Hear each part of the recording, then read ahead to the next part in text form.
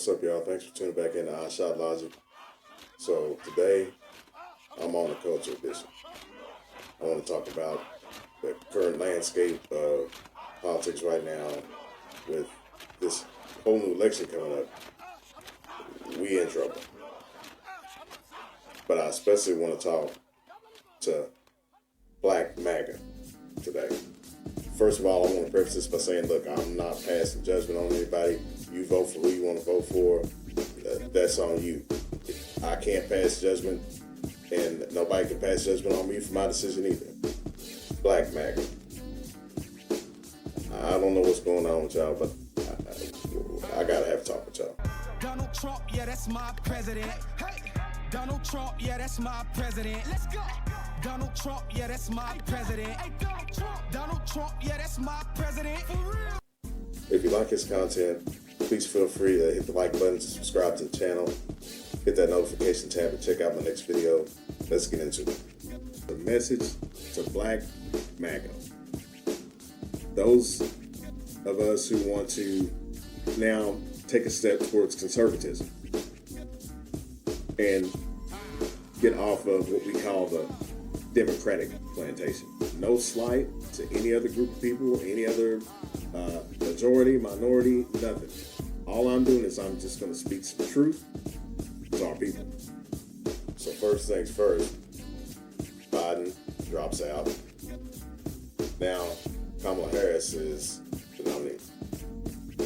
So it's basically going to be Harris versus Trump, black women versus white America. That's what this vote's going to come down to. That's what it's going to be.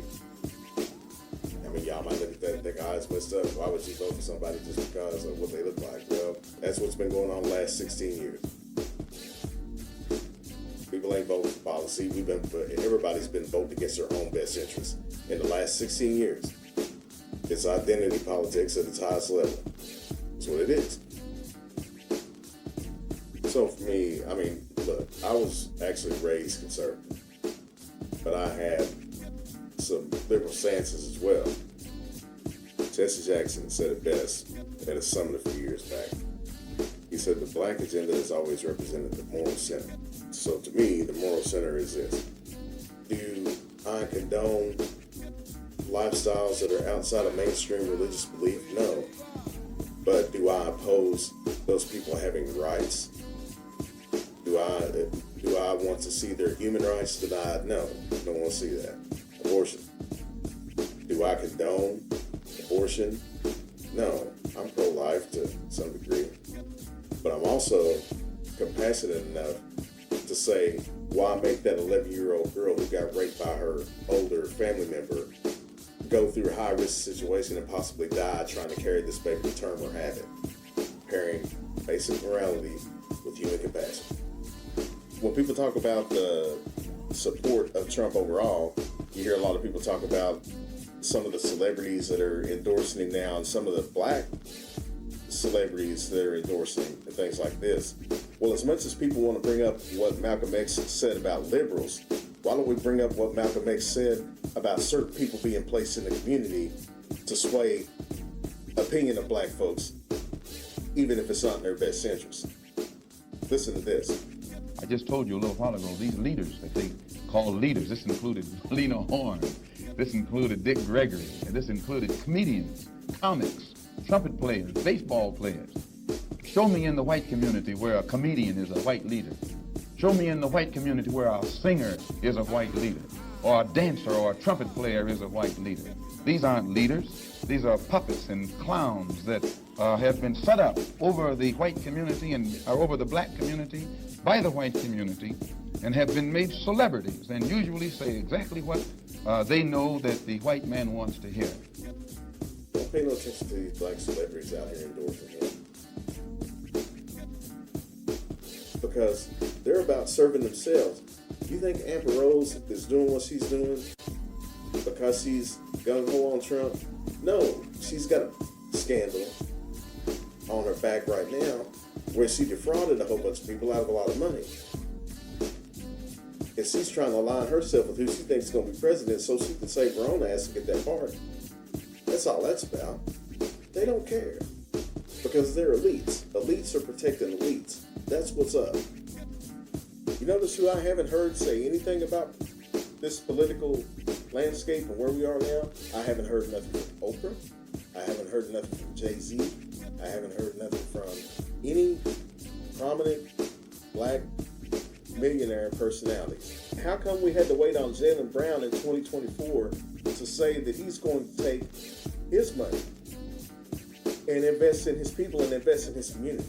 Rebuilding Black Wall Street and about putting black people in a better spot as a community and as a whole. Probably one of the reasons why some black folks are gravitating to Trump, because they're looking at Oprah and Jay-Z and people like that, and they're not saying nothing about helping black people at all.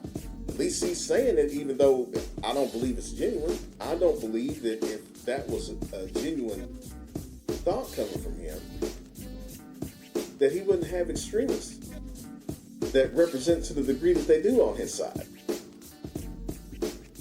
We had 3 prominent black politicians on the right that were vying to hopefully get some consideration for the vice presidential nomination from Trump.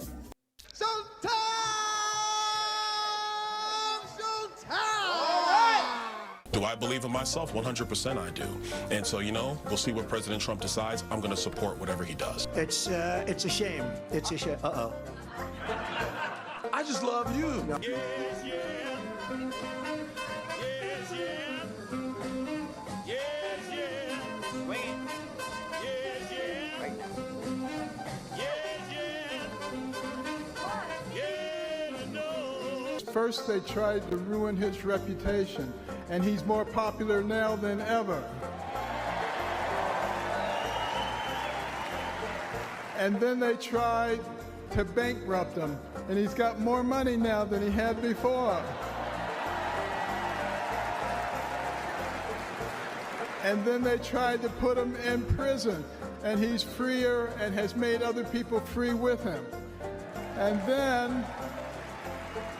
then last weekend they tried to kill him, and there he is over there alive and well.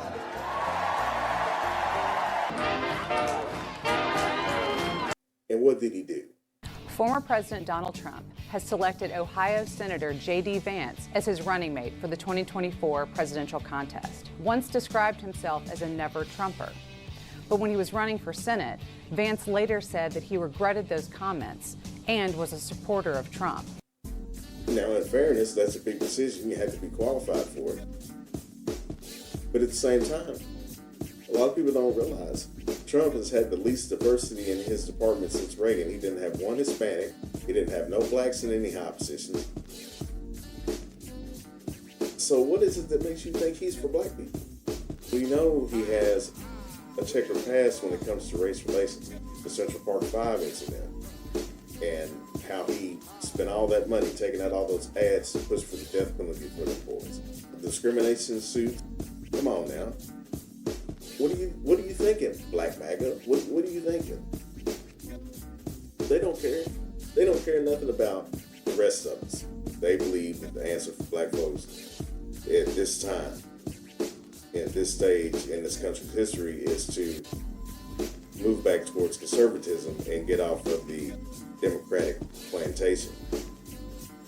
Well, I would argue that with some of the policies that are more than likely going to be pushed within another Trump administration, they're going to put you back on the literal plantation.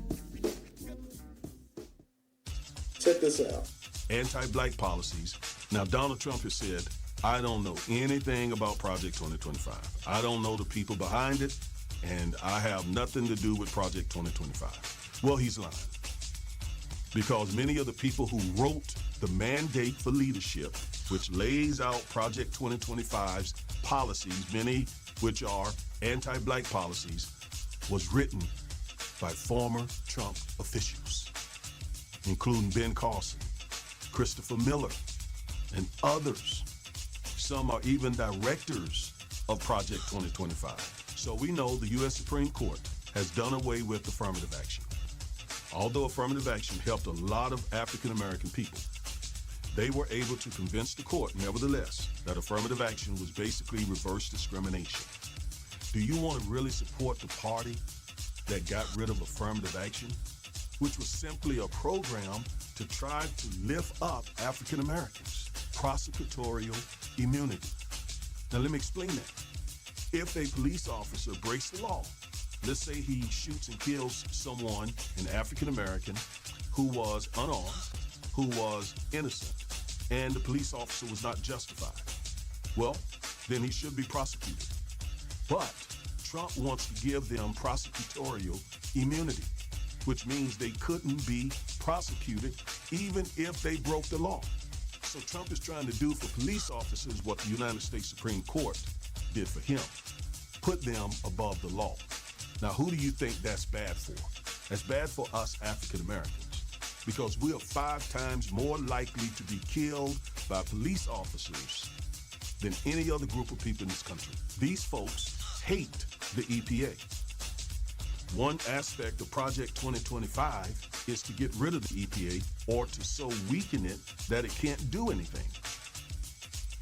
And we, African Americans, we would suffer the most if there is more environmental injustice in our community. Just think about it.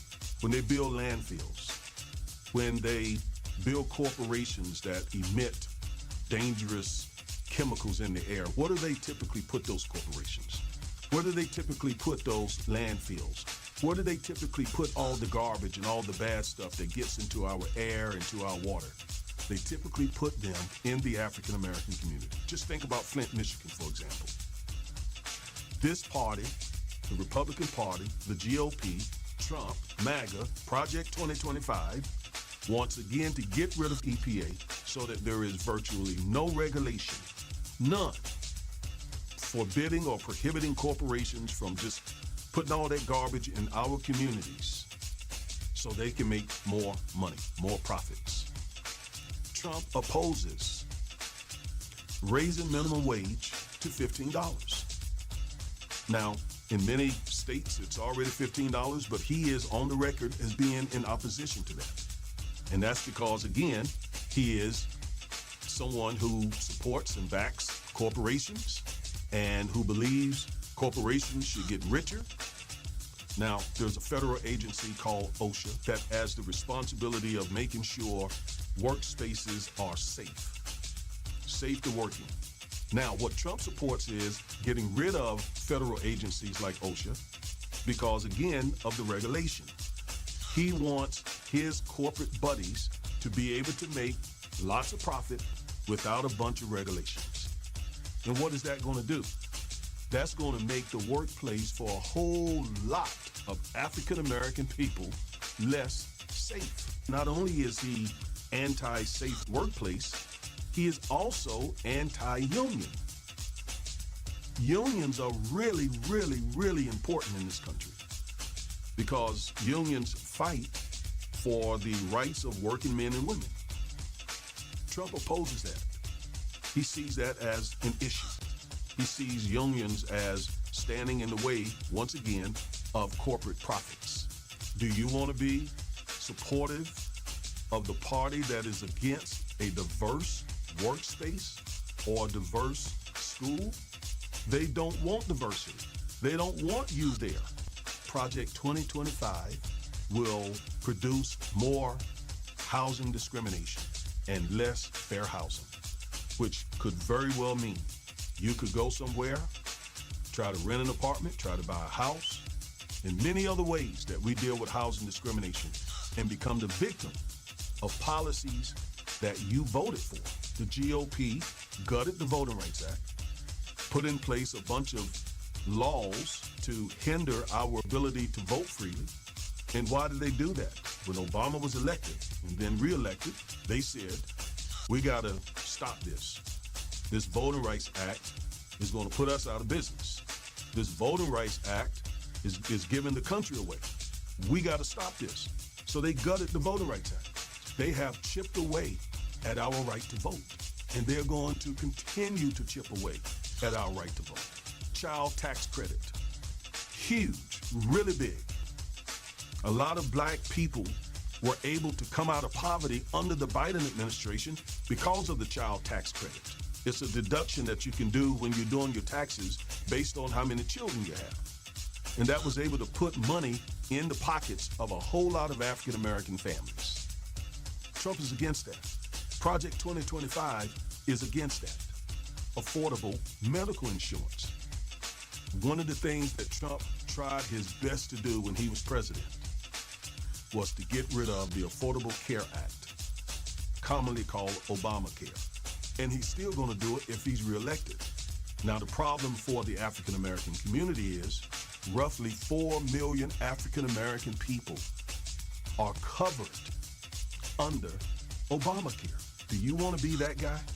That black man who is supporting those kinds of anti-black policies that will impact perhaps even you directly? Thank you all for watching this video. If you like this content, please feel free to like and subscribe. Also hit the notification tab. Appreciate your support. Peace.